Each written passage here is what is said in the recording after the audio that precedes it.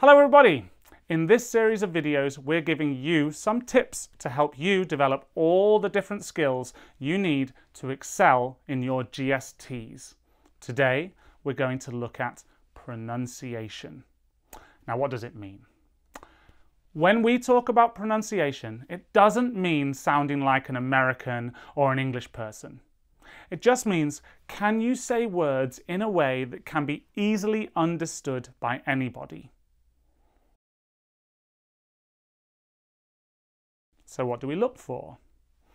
Now, I just said that you don't need to sound like an American to get a good score. Now, obviously, if you can, then that's great, but it's not essential. There are English speakers from different countries around the world who speak English perfectly, but still speak with their native accent. The issue is if you can be easily understood. The term we use is if you can be understood by a non-sympathetic listener. That's someone who has never really spoken to a Korean person and isn't familiar with Korean pronunciation. So, if a tourist came to Korea for the first time, would they understand everything you say? Typical sounds that we would listen for would be problems with L's and R's, B's and V's, vowel sounds in words like would.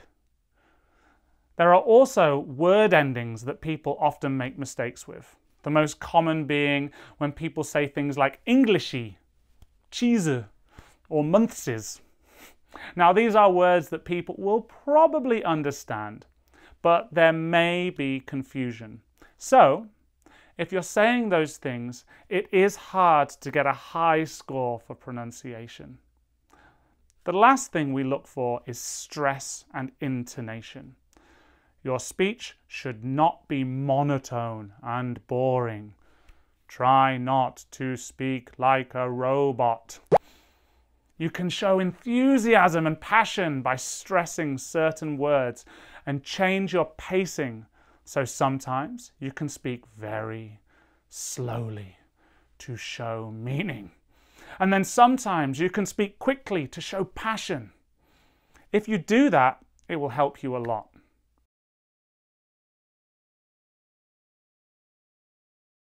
So, how can you improve in this area? Now, the bad thing is that pronunciation is one of the hardest things to improve, especially as you get older. So it does require hard work and practice, but it is possible. Here are 4 tips to help you improve in this area. First thing you need to do is recognize what problems you have. Record yourself and listen back to see how it sounds.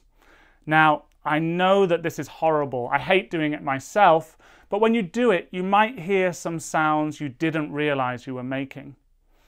Once you've recognized what is wrong, you can work to improve it. Secondly, there are many pronunciation videos on YouTube to help you with pronunciation. So, you need to identify which area you have a problem with and find some content on YouTube that is designed to help you in that area.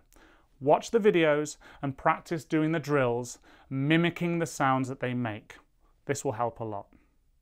Another thing you can do is focus on the shape of your mouth.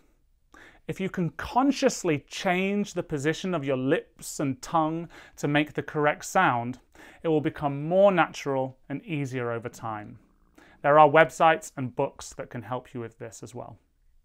And lastly, try signing up to a service like English Central. This is a service that allows you to record yourself reading or answering questions. It will then give you a score based on your accuracy. Try to achieve as high a score as possible and challenge your friends to beat you. Have some fun with it.